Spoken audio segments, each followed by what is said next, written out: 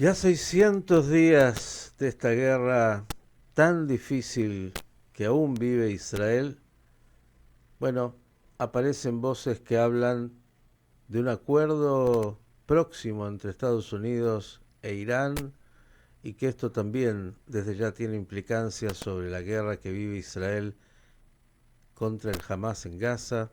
Mientras tanto, la angustia de los secuestrados, de las familias, de los amigos y de todo un país que siente que, bueno, mientras la guerra está ahí presente, la vida es tan dolorosa.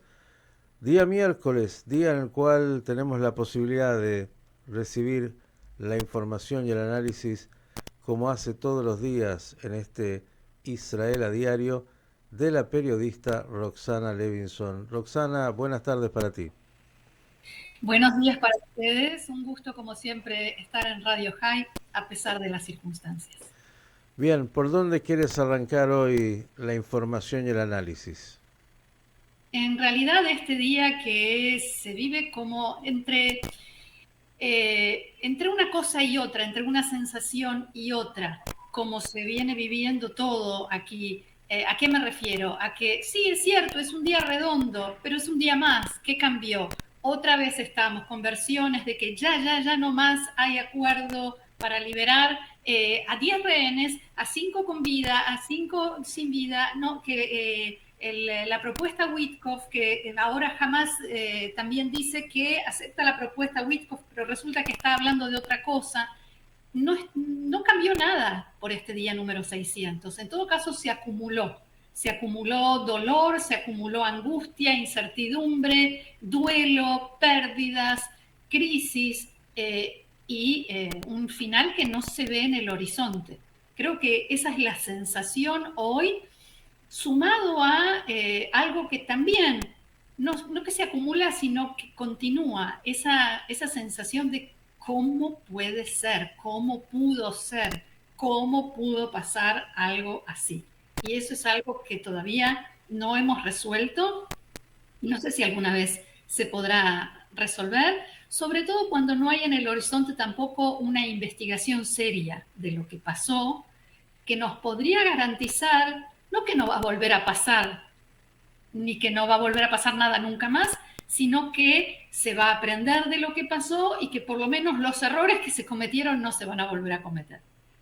Esa es un poco mi Bien, pequeña y, de la sensación del día de hoy. y a lo que usted ha dicho, claro, no hay esa comisión investigadora independiente que muchos piden, muchos que sí han asumido responsabilidades, sobre todo los que han estado en las cúpulas de los servicios de seguridad y del ejército, no ha hecho lo propio la política como tantas veces y hay que decirlo, el primer ministro Netanyahu que casi no ha hablado de algún nivel de algo de responsabilidad de él sobre lo acontecido que no fue de un día a otro. Pero es lo que hay. Y es lo que hay el gobierno que Israel tiene hoy, que también, bueno, se muestra absolutamente desorientado, lo digo yo.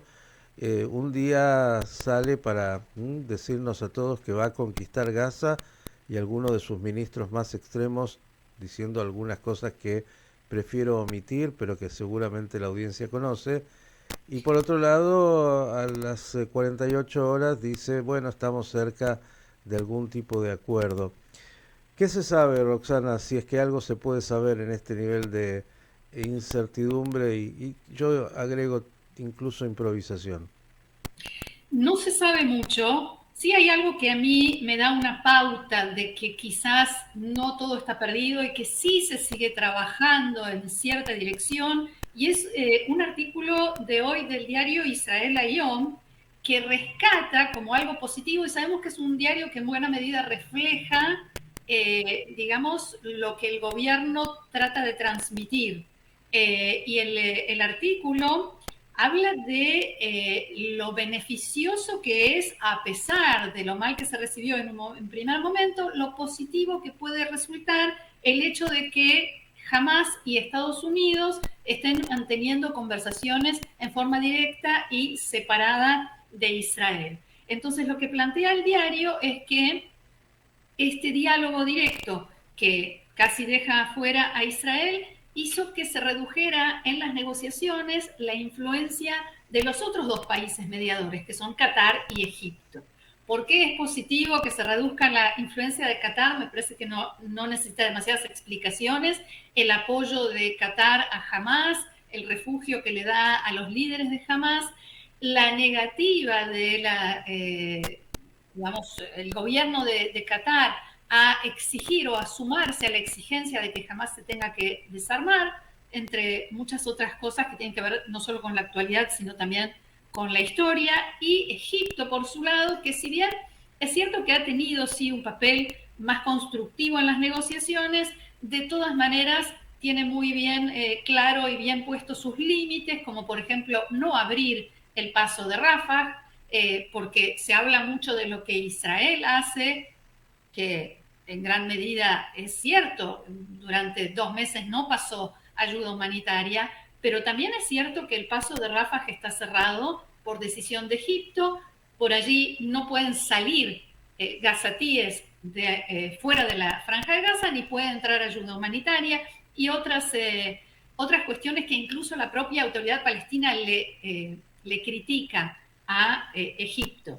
Y entonces lo que dice el diario, y ya termino con esto, es que al menos sabemos que estos contactos directos dieron como resultado la liberación de Idan Alexander, que es mucho más de lo que consiguió el ministro Ron Dermer en los últimos 100 días, porque hoy también se cumplen 100 días desde que el primer ministro Netanyahu decidió sacar de ese lugar de liderar la delegación que negocia la liberación de los rehenes a Ronen Bar y en gran medida también a David Barnea, el jefe del Mossad, y reemplazarlos por Ron Dermer, que por el momento no ha logrado nada. Bien, qué importante poner el énfasis en lo que usted ha dicho respecto de la ayuda humanitaria, porque no tiene solo, como usted bien dice, una frontera por donde debería ingresar, sino que tiene otra, y de eso no se habla. Egipto, obviamente Egipto, y el mundo parece que eso no se enteró. Vamos a algo muy concreto de estos minutos, bombardeos de la aviación israelí nuevamente sobre el aeropuerto de Sana en Yemen como respuesta a los misiles de los hutíes. Así es, eso se ha convertido en parte de nuestra vida casi cotidiana, ¿no? Sobre todo desde que Israel volvió a los combates después del cese de fuego y esta mañana, de repente, sin previo aviso y sin demasiado, sin amenazas previas y demás, como se suele hacer, Israel, la Fuerza Aérea Israelí, atacó, hay quienes dicen varias rondas de ataques, el aeropuerto internacional de Saná, que está controlado por los hutíes. El ejército dice que el ataque alcanzó no solamente el aeropuerto, sino un avión que era utilizado por los hutíes para transportar terroristas que preparaban ataques contra Israel. Se vieron también las imágenes de lo que quedó de ese avión. Mientras esto sucedía, el primer ministro Netanyahu estaba dando declaración en el juicio que se le sigue por los cargos de corrupción.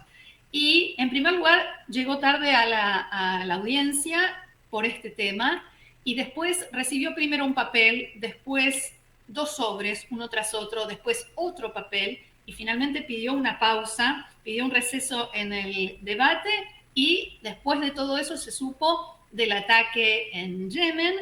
Y bueno, el ministro de Defensa Katz dijo que el ataque es un mensaje a los hutíes, que es coherente con la política que estableció Israel, y amenazó directamente a los hutíes con que van a estar bajo un bloqueo naval y aéreo a través de estos ataques. Y el primer ministro Netanyahu no solamente apuntó en su comunicado posterior a los hutíes, sino que dijo que los hutíes son un síntoma y que la principal fuerza detrás de ellos es Irán, responsable de esa agresión que nos llega desde Yemen. Y esto me lleva a lo que dice el diario The New York Times, lo que publicó esta madrugada, hora de Israel, que lo que el New York Times plantea es que mientras el gobierno de Donald Trump negocia con Irán y trata de llegar a un nuevo acuerdo nuclear, el primer ministro Netanyahu amenaza con interrumpir esas conversaciones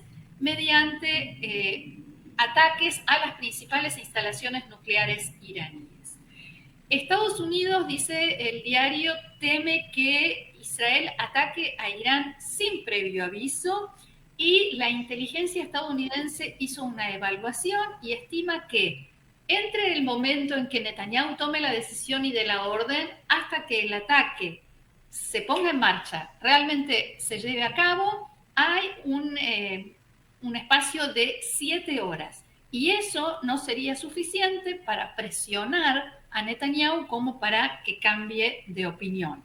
También el diario dice que es cierto que, o por lo menos ellos lo toman como algo cierto, que Israel no podría llevar a cabo un ataque efectivo o completamente efectivo sin la ayuda de Estados Unidos, pero que los funcionarios israelíes entienden, dan por sentado que si Israel ataca a Irán e Irán contraataca, Estados Unidos se va a sumar y va a ayudar militarmente a Israel, y eso no sé por qué algunos funcionarios israelíes lo dan como algo que, como que con eso se puede contar. Digo que no sé por qué porque estamos hablando de Donald Trump. Según este informe, Netanyahu y Trump mantuvieron una conversación telefónica sobre este tema que fue muy tensa, y en los últimos días sí estamos viendo algo que también se refleja en este informe, una gran cantidad de reuniones y conversaciones entre distintos funcionarios de alto rango de Estados Unidos y de Israel, incluidos David Barnea y Ron Dermer, que están en este momento en Estados Unidos manteniendo todo tipo de reuniones. Roxana, un par de temas más. Uno, se vieron imágenes de la Franja de Gaza muy difíciles, obviamente, con lo que hace la repartición de la ayuda humanitaria y población ahí realmente viviendo momentos muy dramáticos. Y también se escuchó algo de un intento de irrupción de población sobre la frontera. No, no me quedó muy claro. ¿Tienes algo para contarnos? No, sobre eso no. Lo que sí puedo decirte sobre la ayuda humanitaria es que ayer se abrieron 2 de los centros de distribución, que en total supuestamente van a ser 4, con este nuevo sistema a cargo de la ONG Fundación Humanitaria de Gaza, establecida por Estados Unidos e Israel. Eso también es una gran incógnita que se sigue discutiendo, y estaba escuchando recién hace 2 minutos otra nueva discusión porque nadie pone en claro de dónde sale el dinero, quién está financiando toda esta operación.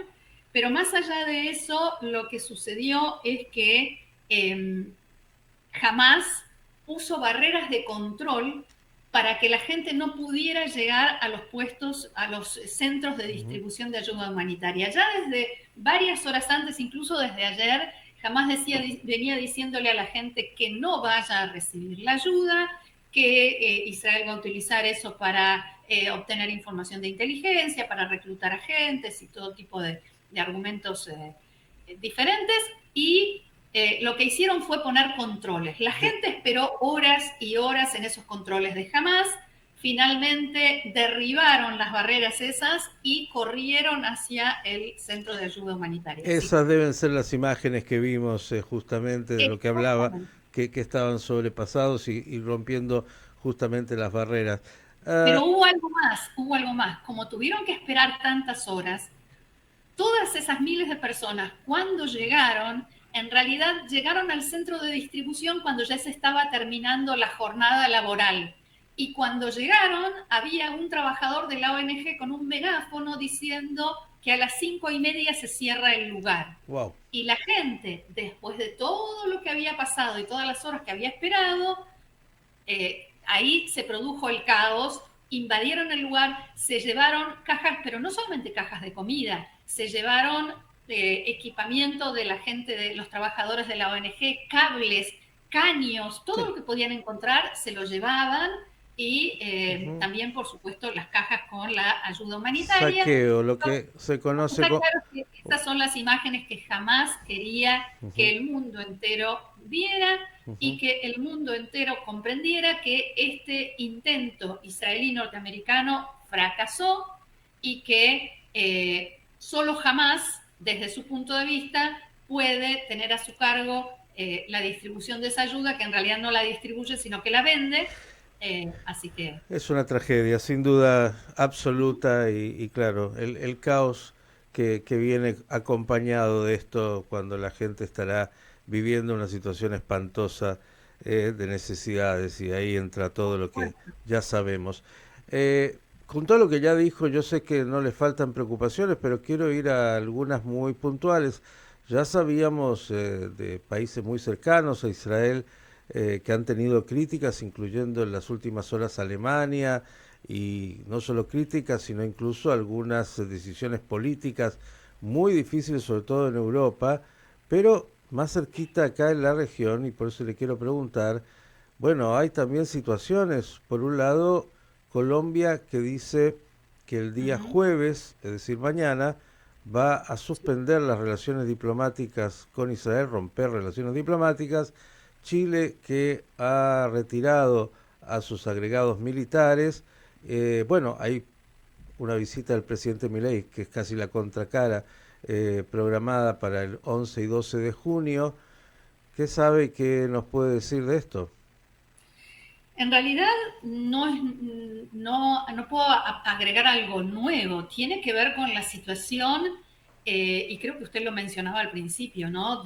No solamente de los hechos, sino también de las palabras, ¿no? De las declaraciones que surgen desde aquí, principalmente del gobierno, pero también desde la oposición e incluso de ex primeros ministros o todo tipo de ex funcionarios que están muy lejos de pensar en el efecto que esto tiene para Israel, pero además también el propio cuestionamiento de la opinión pública israelí, que a esta altura ya no encuentra cómo justificar que la guerra continúe y la mayoría, todas las encuestas indican que una gran mayoría de la opinión pública israelí siente que la guerra continúa, la decisión de continuar la guerra se basa únicamente en motivaciones políticas y de intereses políticos y personales. Con todo eso, no hay argumentos como para convencer a alguien de que incluso los que, digamos, los que estuvieron a favor y con Israel desde el principio y que comprendieron cómo y por qué comenzó esta guerra, hoy en día dicen ya no. ¿Y Clarísimo, qué clarísimo. explicación se les puede dar? Ujú, no hay que agregar. Bueno, la última, porque esto seguro que también ya trascendió en Israel, porque necesitan algo para distraerse. Usted sabe que la Argentina siempre, no solo la visita de Milei en Israel debe ser comentada, aunque tienen muchas visitas todo el tiempo. Digo, dígame y cuénteme que ya trascendió en los medios esta superproducción de la jueza McIntosh en el juicio de Maradona. Dígame que ya compraron los derechos para ver la serie. ¿En Israel? ¿Todavía no? Yo me he leído todos los diarios de la mañana de hoy y no lo vi. Levinson, se está perdiendo lo importante. Yo le voy a mandar información para que usted sepa realmente cómo la Argentina siempre, usted que nació acá, marca agenda en el mundo, incluso con hechos inéditos, nunca existentes. Después le mando la información, Ok, usted me interesa. compártala con los colegas y va a ver cómo hoy todos los noticieros de Israel no van a hablar de la guerra, no van a hablar de la política israelí, no van a hablar de las reacciones, van a hablar del documental Justicia Divina. Mire, si le faltaba un capítulo a la vida de Maradona, cuando usted se entere y los medios israelíes que les gusta tanto el fútbol y Maradona, ya está. Sí. Van a tener para distraerse todo el día de hoy, incluso en varios capítulos más. Por el momento, agradecerle por, como siempre, mantenernos informados de este Israel Día, que esperemos en algún momento cambie de página y que pueda volver a informar de otras cosas que también pasan en paralelo Sí. y que se hacen maravillosamente, pero bueno, todavía esta herida abierta, una guerra que esperemos en algún momento y pronto llegue a otro capítulo. Roxana, gracias y hasta la próxima. Gracias, Shalom. Roxana Levinson, periodista desde Israel, con este panorama. Es lo que hay.